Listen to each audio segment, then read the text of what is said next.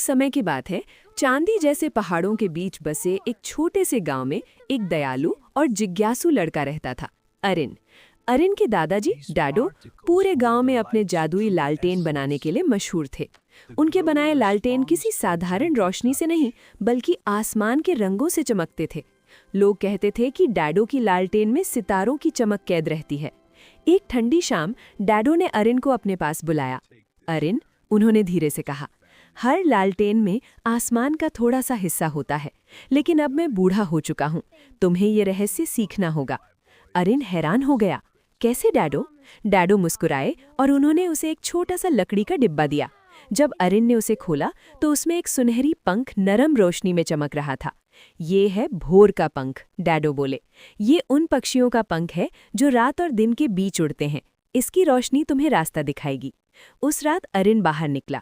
सुनहरी पंख धीरे धीरे हवा में उठा और पहाड़ों की ओर चमकते हुए उड़ने लगा। अरिन उसके पीछे पीछे चल पड़ा। उसके साथ उसका प्यारा जुगनू दोस्त लूमा भी उड़ता रहा। वे बर्फ से ढकी पगडंडियों पर चले, जमे हुए झीलों को पार किया और ठंडी हवाओं का सामना किया। काफी लंबी यात्रा के बाद वे एक अद्भुत जगह पहुंचे, एक विशाल सफेद बादल वृक्ष जिसकी शाखाएं आसमान को छू रही थीं। सबसे ऊंची शाखा पर बैठा था एक शानदार भोर पक्षी, जिसके पंखों में सूर्योदय के सारे रंग चमक रहे थे।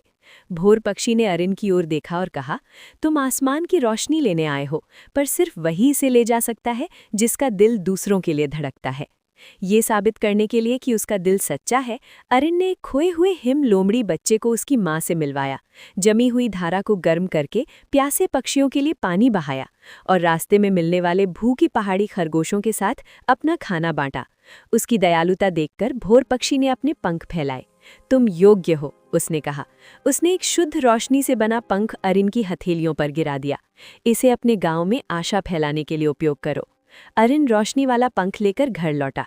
उसने उसी पंख को केंद्र में रखकर अपनी पहली लालटेन बनाई।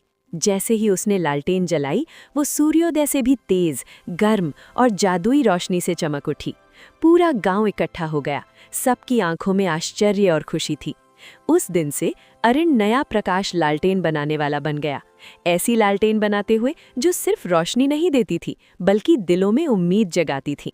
और हर रात पहाड़ों की चोटी से भोर पक्षी गांव को चमकते हुए देखता था, अपने उस दोस्त पर गर्व करते हुए जिसके दिल में अब भोर बसती थी। Hello friends, don't forget to like and subscribe.